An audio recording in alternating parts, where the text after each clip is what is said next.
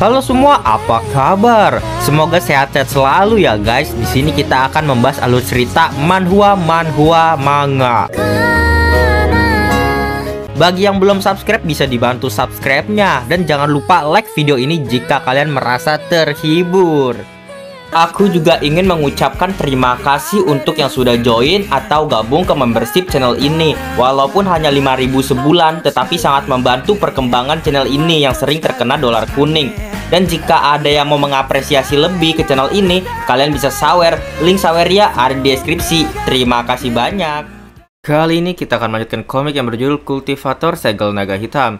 Oh iya, aku juga sudah membuatkan playlist untuk komik ini. Jadi jika kamu belum menonton part sebelumnya atau kamu mencari lanjutan dari part ini, kamu bisa cek playlist di deskripsi. Terima kasih. Di part sebelumnya diperlihatkan Yatami yang mengendarai motor bersama Liu Mengki sudah mendatangi suatu gedung yang dimana ada persenjataan katanya. Langsung saja kita masuk ke part selanjutnya. Diperlihatkan Liu Mengki segera mengajak Yatami masuk ke gedung itu karena ia mendengar sesuatu hal dalam sana dan mengajaknya. Yatami dan Liu Mengki segera berlari ke gedung itu dan Liu Mengki bertanya, "Siapa ya orang yang menyanyi di tempat ini?" Yatami menjawab, "Aku tidak tahu, tapi kelihatannya ada seseorang yang sebetulnya menjaga tempat ini. Ayolah kita lihat." Ketika mereka sampai di tengah, ternyata benar ada orang di atas sana yang lagi duduk. Orang itu terlihat seperti ilmuwan. Ada robot di sampingnya. Orang itu segera mendekati Yatami dan berteriak, Ye Liang!" Yatami kebingungan. "Lah, jadi kau siapa?" Orang itu berkata, "Setelah 8.000 tahun, kamu akhirnya kembali untukku." Robot itu memulai pengenalan diri terhadap Yatami. Tetapi robot itu tidak mengenali Yatami. Mustahil menemukan identitas Yatami di tempat ini. Pada akhirnya, orang itu mengetahui bahwa Yatami bukan berasal dari sini. Dan dia langsung pergi. Yatami pun mengejarnya. Tunggu!" Orang itu berkata lagi, "Maaf, aku salah kira kalau kamu adalah orang lain." Terlihat ada tembok transparan yang menghadang Yatami. Ya, orang itu membuatnya. Orang itu pun berkata, "Orang asing, aku tidak tahu bagaimana kalian bisa ke kota ini. Tapi tidak apa-apa untuk kalian di sini." Robot itu pun memperingati, janganlah mendekat. Yatami bertanya, "Tunggu, bukankah senjata terakhir di sini?" Wanita itu menjawab, "Ya, senjata terakhir tidaklah ada. Itu hanya sesuatu yang membuat para warga merasa nyaman." Sistem berbunyi, "Pencarian terakhir. Temukan kunci untuk equipment naga. Anda memiliki 10 menit 0 detik. Ya, jika tidak bisa atau jika misi gagal, kematian terakhir akan dimulai." Orang itu berkata lagi, "Tidak akan ada siapapun yang bisa menghentikan malapetaka selanjutnya. Mimpi buruk yang terjun sangat dalam." Dan gedung itu seketika gempa yang sangat dahsyat. Yatami bertanya-tanya ini sebenarnya apa yang terjadi. Liu Mengki menunjuk ke satu arah. Yatami, lihatlah di sana. Ya, bulan itu. Bulannya malah berwarna merah dan hitam di tengahnya. Dan seketika itu juga bulan itu malah mencair dan menyebabkan tsunami yang dahsyat di kota itu. Orang-orang di kota itu berteriak, "Lari, ada tsunami!" Dan anak-anak kecil dan juga orang tua yang terseret oleh tsunami. "Nono, mami, sialan, di mana tentara pertahanannya?" Yatami yang melihat itu bertanya-tanya, "Apa ini? Ini dimaksud kematian terakhir? Tapi bisakah kami melakukan sesuatu untuk menghentikan ini?" Terlihat air tsunami-nya malah masuk ke gedung yang Yatami tempati. Ya, benda itu menyebar. Liu Mengki, bersiaplah untuk menyerang. Tetapi wanita ilmuwan itu naik ke sebuah lift.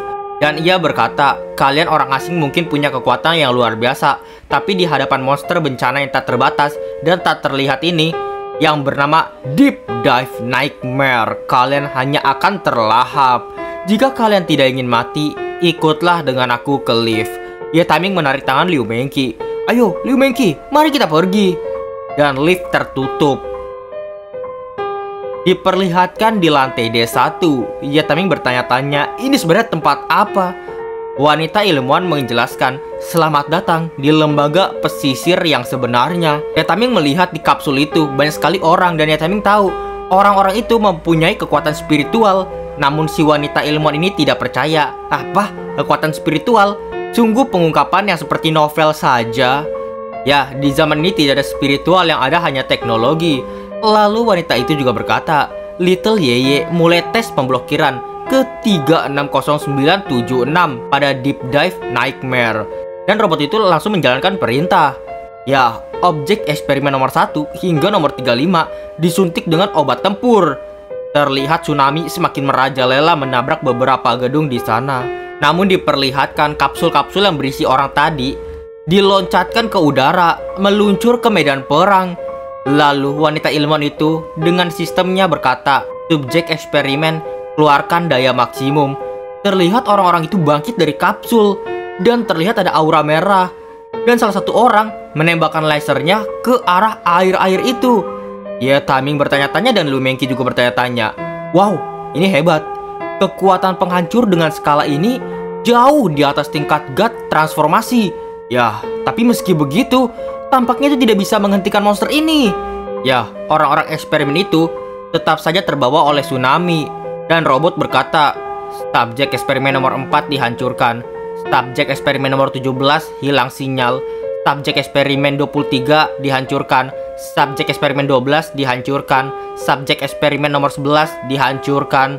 Dan juga ada namanya subjek eksperimen nomor 9. Dia kehabisan energi, terjatuh, dan dibawa oleh aliran tsunami. Subjek nomor 9 hilang sinyal. Tes berakhir, tingkat kehancuran target 0,12%. Wanita ilmuwan itu bertanya-tanya, itu bahkan masih belum mendekati. Little Yeye base ke 1215 masukkan lebih banyak varian bencana regenerasi embrionya. Ya, Timing bertanya, siapa kau ini? Monster apa yang ada di luar situ? Apa yang terjadi dengan dunia ini? Ilmuwan menjawab, kamu tidak tahu apa-apa ya. Tempat ini tidak pernah berubah selama hampir 10.000 tahun. Dunia yang juga tempat di mana kamu tinggal, seperti itulah awalnya. Lalu Liu Mengqi melihat giok. Bagaimana ini bisa terjadi? Ya, giok di tangannya itu adalah giok jiwa Mang Er yang telah hancur. Ya, sekarang Mang Shao mati bisa dikatakan karena giok jiwanya telah hancur. Sistem juga berkata, terdeteksi bahwa Zhu Feiying mati. Hubungan jiwa diputuskan. Ya, Timing langsung terkejut. Apa? Zhu Feiying Ying Er mati? Lalu wanita ilmuwan bertanya lagi, oh, apa kalian punya anggota yang lain? Jangan khawatir dulu, mereka semua akan baik-baik saja. Ia menjetikkan tangannya, dan ia berkata sudah waktunya. Jadi akan kubiarkan kalian melihatnya sendiri. Ya, sekarang ya Timing, Liu Mengqi, dan juga wanita ilmuwan itu tiba-tiba melesat cepat ke langit. Ada plafon yang mendorong mereka sampai ke langit. Dan terlihat seluruh kota malah diperbaiki secara otomatis. Yang membuatnya Timing terkejut bukan kepala. Dan flashback diperlihatkan 8.000 tahun yang lalu bencana tingkat terendah sang Deep Dive Nightmare menimpa kota ini. Dan kehancurannya tak terelakkan. Untuk mencegah penyebaran malapetaka itu, Komandan Ye Liang meninggalkan kekuatannya sendiri, yang mana benar-benar mengisolasi kota ini dari dunia luar. Sejak saat itu, tempat ini menjadi dunianya sendiri, dikuasai oleh dua kekuatan. Kapanpun malam datang, sang Deep Dive Nightmare akan terbangun dan menghancurkan segalanya. Tetapi saat hari baru dimulai kembali, kekuatan yang ditinggalkan oleh Ye Liang akan mengembalikan segalanya dan memberikan kota ini kesempatan hidup yang baru. Ternyata ketika malam ada bencana, tapi ketika pagi harinya lagi, orang yang meninggal akan dibangkitkan lagi dan juga gedung-gedung runtuh akan diperbaiki sendiri. Wanita itu berkata lagi, apa yang orang asing seperti kalian cari mungkin adalah kekuatan ini. Tapi sayangnya aku sudah mencari ke segala sudut kota ini dan tidak menemukan apapun. Kurasa Ye Liang menyembunyikan kekuatan ini di suatu tempat, tidak bisa dijangkau siapapun. Kurasa semua orang termasuk kalian akan tetap di kota ini selamanya. Tapi kalian tidak perlu khawatir ketika kalian ditelan dan diantar ke kehidupan baru. Ingatan kalian akan direset kembali. Semua orang di sini yang sudah meninggal kemarin, ya, ingatannya sudah menjadi baru lagi. Ya, Timing bertanya, bukannya berarti kau itu satu-satunya orang di sini yang masih mengingat bertahun-tahun lamanya tiada akhir? Ye Taming berpikir wanita ini ada di sudut yang tidak diketahui siapapun dan telah melalui hari yang berulang kali-kalinya melawan bencana sendiri. Seberapa kesepian dan putus asanya itu seperti menderita kutukan paling kejam. Tapi Ye Taming menyadari sesuatu hal. Ia pun berpikir, tunggu sebentar. Apa ya? Aku mengingat Li Yi bilang kalau kutukan di tubuhnya itu berasal dari alam rahasia di bawah dinding iblis abadi dan itu ada di sini. Lalu Ye Taming bertanya dengan wanita itu, apa monster malapetaka yang kau sebutkan bernama Deep Dive Nightmare itu memiliki kekuatan kutukan? Ya, wanita itu pun menjawab, tidak, aku sudah mempelajarinya selama 8.000 tahun. Selain dari melahap segalanya, ia tampaknya tidak punya kekuatan yang lainnya. Ye Taming tersenyum, jadi begitu ya, itu semua masuk akal sekarang. Apa yang ditinggalkan oleh Ye Liang kemungkinan besar sebuah kutukan. Tapi setiap hari kota dan semua orang dipaksakan dengan kutukan keabadian. Mereka menjadi abadi di sini dan mengulang waktu.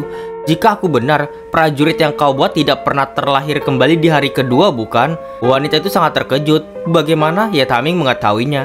Ye Taming berkata, hei Gu Xiaozi, apa kau ingin meninggalkan tempat ini? Keluar dari hari berulang tanpa akhir. Kurasa aku menemukan di mana kekuatan yang ditinggalkan oleh Ye Liang disembunyikan. Ye Taming sekarang bisa mengetahui nama wanita itu bernama Gu Xiaozi. Kita panggil aja Gu Xiaozi. Dia adalah ketua lembaga penelitian pesisir alam semesta. Ia bertanya, apa yang kau bilang? Ya, apa benda terbang yang tertinggi di kota? Tanya Ye Taming. Kurasa itu adalah panggung di bawah kaki kita ini. Sejak bencana besar, pemandangan udara antar kota menjadi terlarang. Atau jangan-jangan kamu bilang kalau Ye Liang menyembunyikan kekuatannya itu di... Ye Taming menyela pembicaraannya. Di mana lagi? Memercik di antara segalanya, hari demi hari tanpa suara. Tapi kau takkan pernah mencapai para pengkultivasi abadi itu yang berada ratusan meter di bawah tanah. Wanita itu menjawab, tidak, itu mustahil. Di dunia ini tidak ada seorang pun yang bisa sampai ke sana. Ini benar-benar gila. Sepertinya sekarang Ye Taming sudah tahu di mana senjata Ye Liang, yang itu juga merupakan item naga hitam. Sistem pun berbunyi, perkembangan misi telah diperbarui. Perkembangan misi pencarian untuk kunci menuju ekipmen naga hitam telah selesai 1-3 jalan. Berarti masih ada 2 jalan lagi harus ditempuh Ye Taming. Hitungan mundur 8 jam 1 menit. Ya, Ye Taming berpikir, taruhanku benar, tapi hitungan mundurnya masih belum berakhir. Apa itu artinya? Lalu Ye Taming melihat sistem itu, tetapi si Li Mengqi ini berkata, hei, aku tidak mengerti apa yang kalian bicarakan sejak awal. Bisakah kamu menjelaskannya? Tapi Ye Taming segera menarik tangannya. Liu Mengqi, sudahlah terlambat kita untuk menjelaskannya. Sekarang ikut denganku. Ye Taming terjun begitu saja dari plafon. Sekarang Ye Taming meminjam kekuatan pedang terbang dari Liu Mengqi. Dan mereka pun terbang menggunakan pedang dari Liu Mengqi. Liu Mengqi bertanya, Ye Tianming, kamu sangat gelisah. Kemana kamu akan pergi? Dari apa yang kamu barusan bilang, apa kamu sungguh ingin pergi ke langit untuk mengumpulkan matahari dan bulan? Ya, benar, jawab Ye Taming. Itu harta karun rahasia, kekuatan yang ditinggal oleh Ye Liang ada di sana. Kau mengingat segalanya yang terjadi selama 2 hari ini, bukan? Seolah-olah ada tangan yang membimbing kita ke kesimpulan ini. Liu Mengqi bertanya, apa kamu mengatakan kalau harta karun rahasia punya kesadaran sendiri? Ia ingin beritahu kita kalau ia ada. Ya, itu artinya pasti ada cara menuju ke sana. Dan cara untuk mendapatkan harta karun rahasianya, potongan-potongan teka-teki yang tersisa pasti ada di sekitar orang asing lainnya. Jadi kita harus bertemu dengan mereka sesegera mungkin. Ternyata beberapa orang yang dibawa ke sini alam rahasia, kemungkinan di sekitar mereka ada orang yang seperti Gu Xiaozi ini yang memberitahu bahwa semua yang ada di sini. Lalu Ye Taming pun melihat dia jarak ke lokasi Zhu Feiying sekitar 600 km di barat daya. Jadi hari ini kita tidak bisa kembali ke lembaga penelitian apapun yang terjadi. Liu Mengqi berkata, jika itu artinya jika kita gagal, kita akan ditelan oleh air pasang setelah matahari terbenam dan ingatan kita akan direset, lalu kita akan menjadi orang di sini selamanya. Ya, jika kita gagal, kau terpaksa harus tinggal denganku di lubang neraka ini selama sisa hidupmu. Liu Mengqi berkata, Ye Tianming, mungkin sedikit terlambat untuk mengatakan ini, tapi soal adikku, terima kasih banyak ya. Ye Taming berkata, heh, sudahlah, kita sudah sampai di sini. Sistem pun berbunyi, Anda bisa menggunakan kembali skill transmisi suara dalam jarak 3 km dengan Zhu Feiying. Lalu kita diperlihatkan di pesisir garison ruang komando. Melapor, radar telah deteksi 2 target di udara, bergerak cepat menuju stasiun.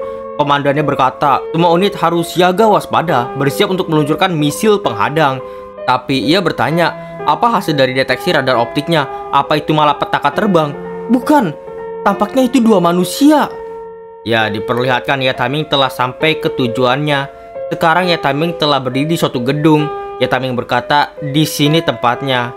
Liu Mengki menyadari, di sini banyak sekali orang dan kita harus hati-hati.